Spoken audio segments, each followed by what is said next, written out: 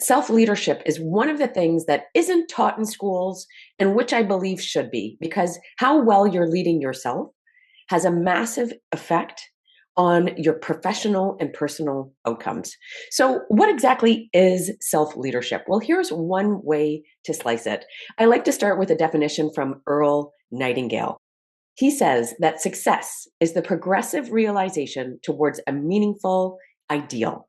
So there's two key parts of this definition that I want to circle in on when we talk about self-leadership. So the first is having a meaningful ideal, knowing a direction that's meaningful for you.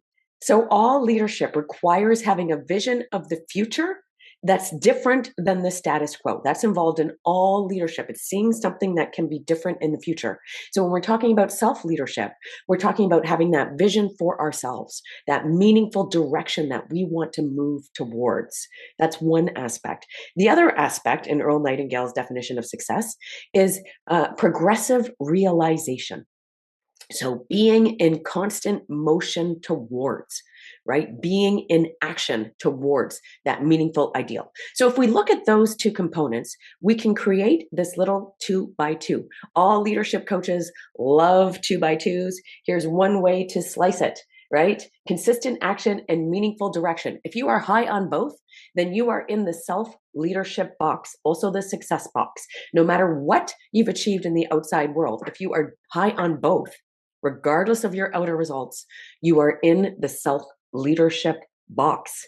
And if you're in the self leadership box, you likely feel in control of your life. You're ending your day feeling fulfilled. You're inspired. You get up, you have a plan, you know what you're doing for that day. Your daily actions line up with your annual goals, your 3 to 5 year vision, your purpose in life. You're clear on your purpose.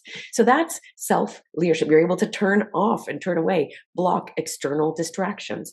That's all a part of self leadership.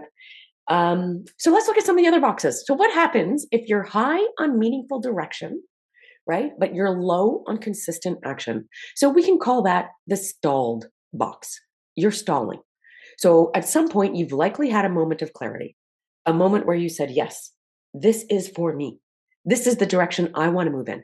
And something is getting in the way, right? Something's getting in the way. Often what keeps us in the stalled box are our own internal patterns, right? Our inner criticism, our people pleasing, our perfectionism, our procrastination, our excessive worrying, our ruminations.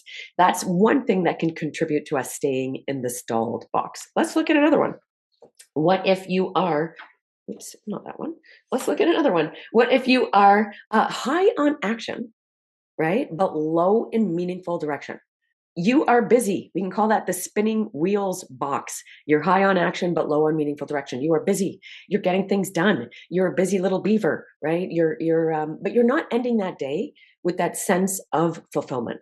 At the end of the day, you kind of have this feeling of hollowness. Like I did all of that, and for what?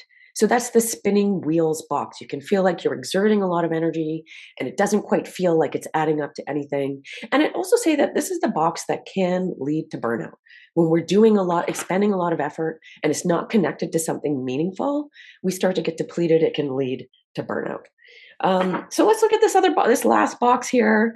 Call it the stagnating box. So this is when you're low on both action, you're not taking any action, and you're low on direction, right? You're stagnating. It can feel like languishing.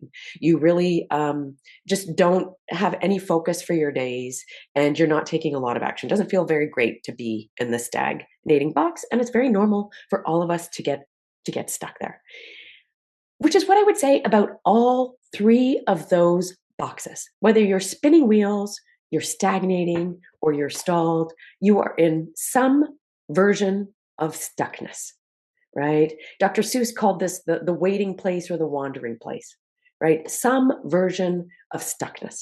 And the key to get out of stuckness is to learn how to lead yourself. So what's the next step? Download the 5-minute free self-leadership self-check to help you understand what's under your pattern of stuckness. It's 15 questions. At the end, you'll have a clear idea of what's contributing to your stuckness and also what you can focus on to improve your self-leadership, to clarify that meaningful direction, and to get into consistent action.